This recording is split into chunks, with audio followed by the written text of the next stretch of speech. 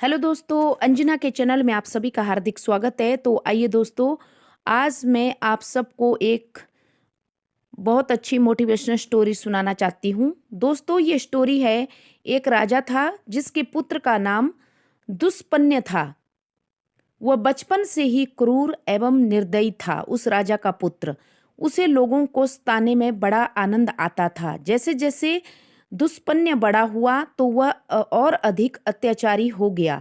दुष्पन्य ने अत्याचार का नया तरीका खोज लिया। वह किसी छोटे बच्चे को बहला फुसलाकर अपने साथ ले जाया करता था और उसे पानी में डुबोकर मार डालता। पानी में डूबते हुए बच्चे को छटपटाहट देखकर दुष्पन्य को अजीब सा सुख प्राप्त होता था। इस तरह दुष्पन्य ने राज्य के अनेक अबोध बालकों को बेचारों को मौत के घाट उतार दिया। आखिर दुष्पन्य के इन अत्याचारों को देखते हुए उसके पिता राजा महाराज ने अपने पुत्र दुष्पन्य को राज्य से निष्कासित कर दिया और देश निकाला दे दिया। दोस्तों, दुष्पन्य एक दिन घूमता हुआ ऋषि उग्रश्वस के आश्रम तक पहुंच गया। उसने देखा कि आश्रम के पास ऋषि पुत्र खेल रहा था। वह उग्रश्वस का पुत्र था। बच्चे को देखते ही दुष्पन्य के भीतर जो सोया हुआ राक्षस था वो जाग उठा। उसके हाथ नन्हे बालक की हत्या करने के लिए मचल उठे। दुष्पन्य ने आसपास देखा कि वहां कोई भी नहीं था। उसने दबे पांव आगे बढ़ा और उस बालक को उठा लिया। फिर दुष्पन्य ने बालक को शांत करने के लिए उसका मुंह दबाया और उसे उठाकर आश्रम से थोड़ी दूर बहती हुई नदी के पास ले गया। फिर उसने बच्चे को पानी में डुबो दिया। बालक चिल्लाता रहा और दुष्पन्य उसको छटपटाहट देखकर हंसता रहा। आखिर मौत से संघर्ष करने के कुछ देर पश्चात उग्रश्वस के पुत्र की मृत्यु हो गई। यह बात ऋषि उग्रश्वस से छिपी ना रह सकी। उन्होंने अपने योग बल से तत्काल अपने पुत्र की मृत्यु और उसके कारण का उन्हें पता लग गया। उग्रश्वस ने दुष्पन्य को शाप दिया कि अरे दुष्ट, तूने मेरे पुत्र को पानी में डुबोकर मारा है और इससे पहले भी तूने अपने राज्य में कईयों को पानी में डुबोकर मारा है। तो जा, मैं तुझे शाप देता हूं कि तू खुद भी पानी में डूबकर ही तेरी मृत्यु होगी और तू उसके बाद प्रेतात्मा बनेगा और जन्म जन्मांतर तू ऐसे ही भटकता रहेगा प्रेतात्मा के रूप में, पर तुझे मुक्ति नहीं मिलेगी। जब दुष्पन्य ने जब ये सुना ऋषि का शाप तो वह रोने लग गया। उसने ऋषि उग्रश्वस से माफी मांगी और अपनी मुक्ति का उपाय पूछा। तब उग्रश्वस ने कहा कि प्रेत आत्माओं की मुक्ति सहज नहीं होती। मेरे पास इसका कोई इलाज नहीं है। मेरे मुख से अब तुम्हारे लिए शाप निकल चुका है तो मैं इसका कोई निवारण तुम्हें नहीं बता सकता। लेकिन जब दुष्पन्य माना ही नहीं, ऋषि के चरणों में गिड़गिड़ाने लगा, तब ऋषि उग्रश्वस ने कहा कि अगस्त्य ऋषि के अतिरिक्त तेरे इस तौण का उपाय किसी के पास नहीं है। दोस्तों, उग्रश्वस का शाप सुनकर दुष्पन्य को अपने किए हुए पर बहुत पछतावा हुआ, किंतु तब तक बहुत देर हो चुकी थी। उसने उग्रश्वस से कई बार क्षमा मांगी, लेकिन ऋषि ने शाप वापस लेने से मना कर दिया।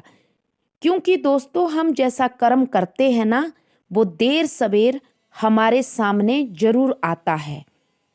इसलिए सोच समझकर ही अपने कर्मों को करें। दुष्पन्य के ऊपर उग्रश्वस के शाप का प्रभाव दोस्तों तुरंत शुरू हो गया। वह अकारण नदी के तट पर पहुंच गया और उसके किनारे पर दौड़ने लगा। तभी दुष्पन्य का पैर फिसला और वह नदी के गहरे पानी में गिर पड़ा। उसे तैरना भी नहीं आता था।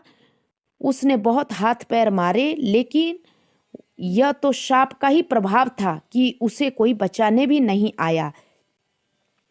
आखिर पानी में डूबने से दुष्पन्य की मृत्यु हो गई और वो मृत्यु को प्राप्त हो गया। लेकिन शाप के कारण से उसकी आत्मा को मुक्ति नहीं मिली। तब दुष्पन्य की आत्मा इधर उधर भटकने लगी। जब दोस्तों दुष्पन्य की आत्मा को भूख लगती तो उसे चारों तरफ खून ही खून नजर आता। जब दुष्पन्य की आत्मा को प्यास लगती तब भी उसे चारों तरफ खून ही खून पीने के लिए मिलता। ऐसा करते करते दुष्पन्य की आत्मा कई सालों तक ऐसे ही भटकती रही, पर उसकी आत्मा को मुक्ति नहीं मिली। दुष्पन्य प्रेत आत्मा में भगवान शंकर की मन ही मन आराधना करने लगे, लेकिन उसको कहीं कोई रास्ता नजर नहीं आया, क्योंकि उसने पाप ही ऐसे किए थे। उसने अबोध बेचारे बालकों की हत्या करता था। दुष्पन्य जवानी में समझता था कि मुझे कभी भी मृत्यु नहीं आएगी, इसलिए मेरे पास सारी शक्ति है, तो मैं दूसरों को सताने में उसको बड़ा आनंद आता था। लेकिन ये पता नहीं था कि एक दिन मेरे कर्म ही मेरे सामने आएंगे। अब क्या होता है दोस्तों कि दुष्पन्य की आत्मा भटकते भटकते वो महर्षि अगस्त्य को ढूंढ ही लेता है। वो महर्षि अगस्त के आगे हाथ जोड़ता है, पैर पड़ता है और प्रकट हो जाता है प्रेत आत्मा के रूप में कि हे ऋषिवर, आप मुझे इस प्रेत योनि से, मैं कई सालों से प्रेत योनि में भटक रहा हूँ, मुझे मुक्ति दीजिए। महर्षि अगस्त्य ने दुष्पन्य को देखते ही योग बल से उसे पहचान लिया और उसका अतीत भी जान लिया। उन्हें उस प्रेत आत्मा पर दया आ गई कि इसने जो भी गंदे पाप कर्म किए थे, इसने कई सालों तक, कम से कम उसने 70-80 साल प्रेत आत्मा के रूप में ही गुजारे, तो ये भुगत चुका है।